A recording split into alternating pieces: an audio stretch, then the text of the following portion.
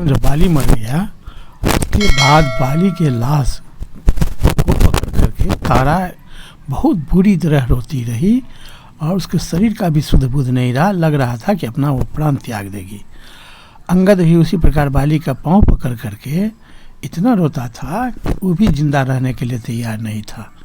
अंगद भी अब उम्मीद था कि नहीं बच सकता है। और बहुत सारे बानर भालू युद्धपति सभी पूरी तरह वहाँ रो रहे थे। सबों का चित्कार करना और रोना देख करके सुग्रीव से रहा नहीं गया। वे बड़ा शोक समुद्र में डूबते हुए तारा की ओर दृष्टिपात करके और अंगद की ओर दृष्टिपात करके बहुत बुरी तरह रोने लगे और प्रभु श्री राम के पास जा कर के उनसे कहने लगे कि हे भगवान, हमको आत्महत्या करने का आप आदेश दीजिए, मैं भी अब जिंदा नहीं रहूँगा। जब अंगद जिंदा नहीं रहेगा, अंगद के साथ उसकी माता मर जाएगी, हमारे बहुत से युद्धपति सारे बानर भालू चित्कार कर रहे हैं, लगता है कि वो लोग भी जिंदा नहीं रहेगा बहुत, तो मैं यहीं अब इस पृथ्वी पर रह करके क्या करूँगा। और ऐसे संताप को लेकर के, इतना बड़ा पाप को लेकर के मैं अब जिंदा नहीं रह सकता हूँ। आपके काम में कोई दिक्कत नहीं होगा, आपका काम हमारे बानर लोग करेगा, मुझको अब मरने की आज्ञा दीजिए, मैं अब देह त्याग करना चाहता हूँ। ये कहानी सुनने के लिए वीडियो कब तक बनी हुई है, अच्छी अच्छा कहानी है। जब शोक समुद्र में डूबे हुए तारा की ओर दृष्टिपात करके बाली के छोटे भाई वेगवान सुग्रीव को अपने भाई के बल से बड़ा संताप हुआ। उनके मुख पर आंसुओं की धारा बह चली, उनका मन क्षीण हो गया और वे भीतर ही भीतर कष्ट का अनुभव करते हुए श्री रामचंद्र जी के पास गए।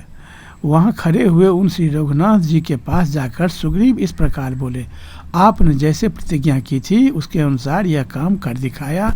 यह कर्म का लाभ रूप फल भी प्राप्त मुझे हो गया, किंतु राजकुमार इससे मेरा जीवन निंदनीय हो गया है, अतः मेरा मन सभी भोगों से निवृत्त हो गया।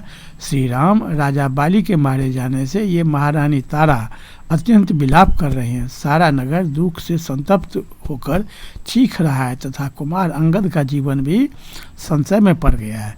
इन सब कारणों से अब राज्य से मेरा मन नहीं लगता है। भाई ने मेरा बहुत अधिक तिरस्कार किया था, इसलिए क्रोध और आवेश में आकर पहले मैंने उसके वध के लिए अनुमति दे दी थी, परंतु अब बानर युद्धपति बाली के मारे जाने पर मुझे बड़ा संताप हो रहा है। संभवतः जीवन भर यह संताप बना ही रहेगा। अपनी जाति वृत्ति के अनुसार जैसे जैसे जीवन निर्वाह करते हुए उस श्रेष्ठ पर्वत ऋषि मुख पर चिरकाल तक रहना ही आज मैं अपने लिए कल्याणकारी समझता हूँ, किंतु अपने इस भाई का वध कराकर मुझे स्वर्ग का भी राज मिल जाए तो भी मैं उसे अपने लिए श्रेष्ठकर नहीं मानता। महात्मा बाली ने युद्ध के समय मुझसे कहा था, तुम चले जाओ, मैं तुम्हारा प्राण लेना नहीं चाहता। श्री राम उनकी यह बात उन्हीं के योग्य थी और मैंने जो आपसे कहकर उनका वध कराया, यह क्रूरतापूर्ण वचन और कर मेरे ही अनुरूप है।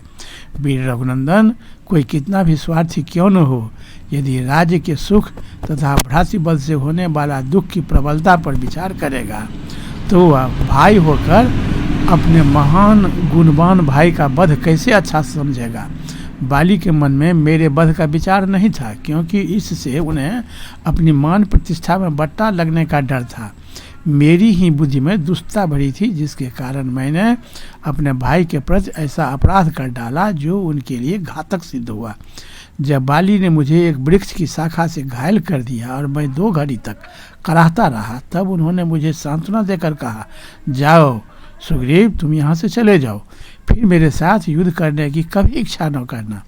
उन्होंने भ्रातृभाव, आर्यभाव और धर्म की भी रक्षा की है, परंतु मैंने केवल काम, क्रोध और बानरोचित चपलता के ही परिचय दिया है। मैं बाद भाई का वध कराकर ऐसे पाप का भागी हुआ हूँ जिसको करना तो दूर रहा, सोचना भी अनुचित है। श्रेष्ठ पुरुष के लिए जो सर्वथा त्याज्य, अवांछनीय और देखने की भी अयोग्य है। रघुनाथ जी, अपने कुल का नाश कराने वाला ऐसा पाप पूर्ण करके मैं प्रजा के सम्मान का पात्र नहीं रहा। राज्य पाना तो दूर की बात है, मुझे युवराज्य होने की भी योग्यता नहीं है। मैंने वह लोक निंदित पाप कर्म किया है जो नीच पुरुषों के योग्य तथा संपूर्ण जगत को हानि पहुंचाने वाला है। भ्रातृवध जनित महान शोक सब ओर से मुझ पर ही आक्रमण कर रहा है। मैंने जो दुस्सह पाप किया है यह मेरे हृदय स्थित सदाचार को भी नष्ट कर रहा है।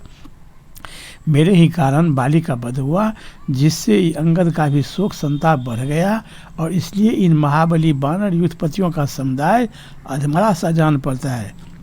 बीरबल सुजन और यश में रहने वाला पुत्र तो मिल सकता है, परंतु अंगद के समान बेटा कहाँ मिलेगा। अब बीरबल अंगद भी जीवित नहीं रह सकता। यदि जी सकता तो उसके रक्षा के लिए उसकी माता भी जीवन धारण करती।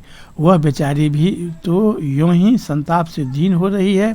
यदि पुत्रहीन रहा तो उसके जीवन का अंत हो जाएगा, यह बिल्कुल निश्चित बात है। अतः मैं अपने भाई और पुत्र का साथ देने की इच्छा से प्रज्वलित अग्नि में प्रवेश करूंगा। ये वानरवीर आपकी आज्ञा में रहकर सीता जी का खोज करेंगे। मेरी मृत्यु हो जाने पर भी आपका सारा कार्य सिद्ध हो जाएगा। मैं कुल की हत्या करने वाला अपराधी हूँ, अतः संसार में जीवन धारण करने के योग्य नहीं हूँ। इसलिए श्री राम मुझे प्राण त्याग की आदेश दीजिए। दुख से आतुर हुए सुग्रीव के ये ऐसे वचन सुनकर रघुनाथ जी ने तारा को समझाई और तारा को समझाई कि आप महारानी ही रहेंगी, आपको कोई दिक्कत नहीं होगा। आपका पुत्र अंगद युवराज बनेगा। अंगद को युवराज बनने के बाद तारा चुप हो गई। उसके बाद अंगद भी शांत हुआ और बाली सुग्रीव भी शांत हो गए। तो बहुत बहुत धन्यवाद।